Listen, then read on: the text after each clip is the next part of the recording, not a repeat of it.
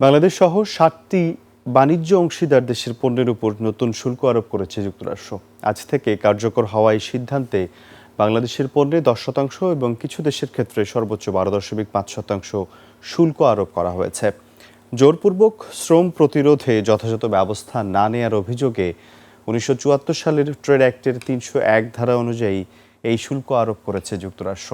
তাদের দাবি, এর লক্ষ্য শুধু রাজস্ব বাড়ানো নয়, বরং বৈশ্বিক সরবরাহ শৃঙ্খল থেকে জোরপূর্বক শ্রম কমিয়ে ন্যায্য বাণিজ্য নিশ্চিত করা। বাংলাদেশ, ভারত, পাকিস্তান, যুক্তরাজ্য, কানাডা, মালয়েশিয়া, মেক্সিকো ও শ্রীলঙ্কা সহ 17টি দেশের পণ্যের 10% শুল্ক বসানো হয়েছে। অন্যদিকে চীন সহ আরও 38টি দেশের পণ্যে 12.5% শুল্ক কার্যকর হচ্ছে। তবে তেল, গ্যাস, সার, কিছু খাদ্যপণ্য, গাড়ি, ইস্পাত, অ্যালুমিনিয়াম ও তামা সহ কয়েকটি পণ্য এই শুল্কের আওতার বাইরে রাখা হয়েছে।